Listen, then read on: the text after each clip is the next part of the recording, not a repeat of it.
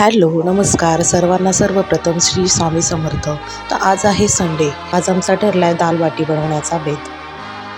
तर चला पाहूयात रेसिपी. तर इथे मी तुरीची डाळ घेतली, ती धुवून घेतली. त्यानंतर त्यामध्ये हळद आणि हिंग मीठ वगैरे सगळं टाकून घेतलं आहे. त्यानंतर ती कुकरमध्ये शिजण्यासाठी ठेवून दिली. 5-6 शिट्ट्या घेतल्या.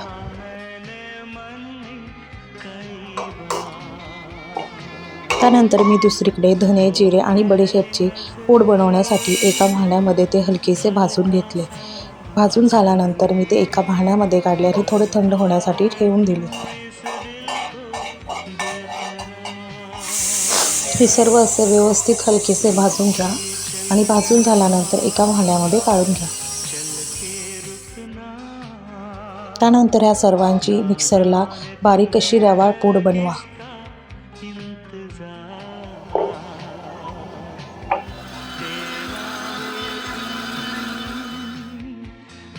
अशी रवाळ पूड करून घ्या.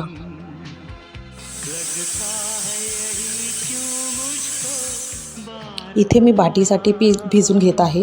त्यासाठी इथे मी 3 वाटी गव्हाचे पीठ घेतले, तसेच 1 वाटी बारीक रवा घेतला.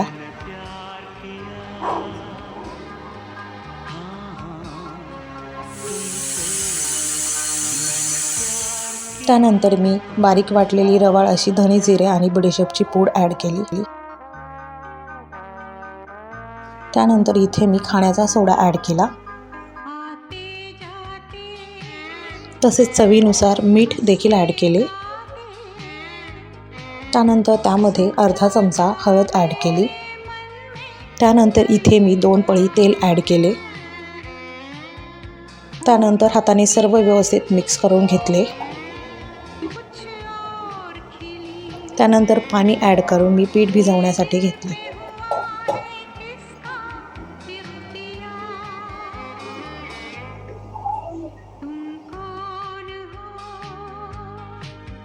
पीठ असे इथे मी व्यवस्थित भिजवून घेतले आहे.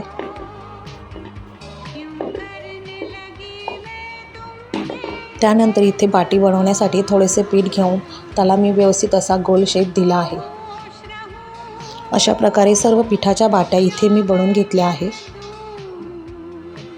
त्यानंतर इथे मी कुकरच्या दोन्ही डब्यांना व्यवस्थित तेल लावून घेतले आहे.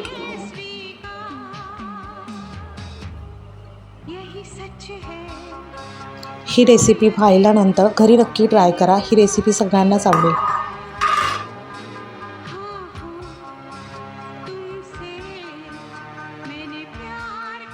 त्यानंतर इथे थोडे हातावर तेल घेऊन सर्व बाटीला मी लावून घेतले. अशा प्रकारे सर्व बाट्यांना मी तेल लावून घेतले आणि कुकरच्या डब्यामध्ये ठेवून घेतले.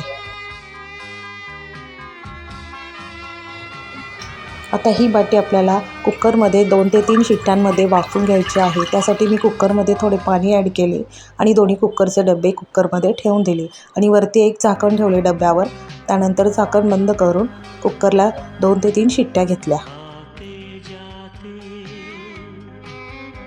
बाटी अशी कुकरला शिट्टी लावून वाफवून घेतल्यामुळे व्यवस्थित शिजून होते, आतमध्ये कच्ची राहत नाही.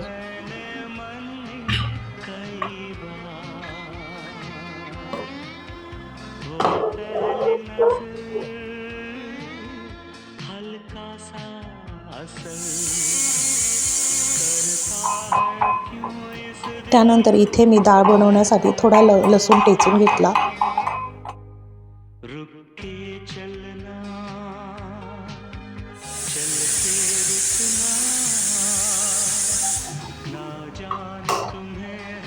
त्यानंतर डाळीला फोडणी देण्यासाठी मी इथे एक कढई ठेवली. कढई गरम झाल्यानंतर त्यामध्ये थोडे तेल ओतले.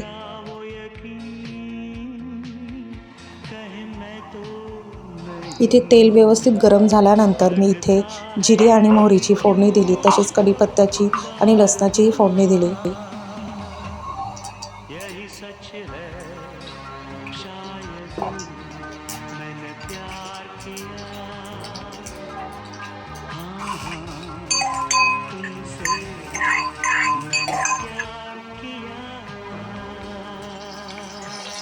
सर्व असे व्यवस्थित परतून घेतले.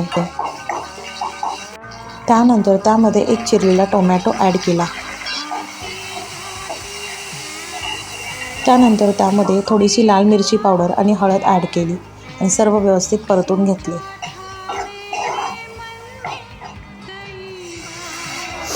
सर्व परतून झाल्यावर त्यामध्ये मी शिजलेली डाळ ॲड केली.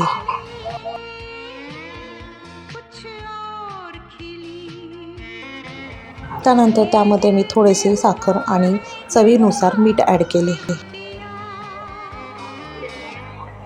सर्व मिक्स करून घेतले.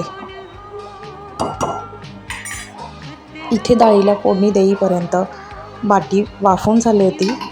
त्यानंतर ती बाटी मी कुकरमधून काढून घेतली.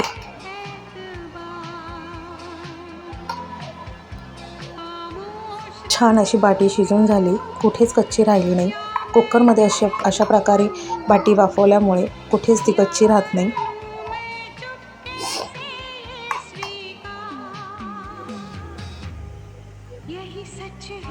त्यानंतर इथे मी डाळीमध्ये गरजेनुसार गाईचे तूप ॲड केले. व्हिडिओत दाखवल्याप्रमाणे सर्व बाटीचे असे पीस करून घेतले.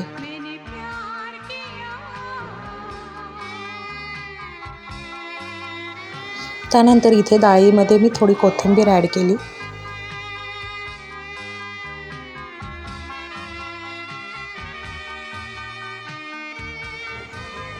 सर्व बाटीचे पीस करून रेडी आहे.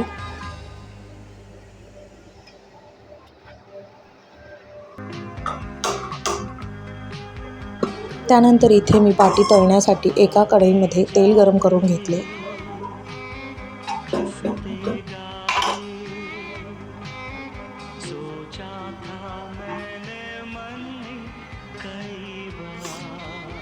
इथे तेल गरम झाल्यानंतर त्यामध्ये मी एक बाटी ॲड केली.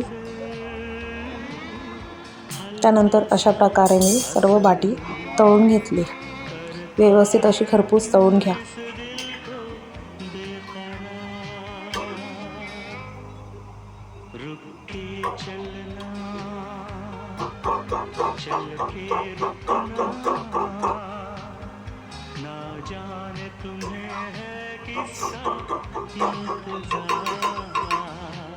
तयार आहे अशी सर्वांना आवडणारी डाळ बाटी. अशाच घरगुती चमचमीत रेसिपी पाहण्यासाठी माझ्या चॅनेलला सबस्क्राईब करा.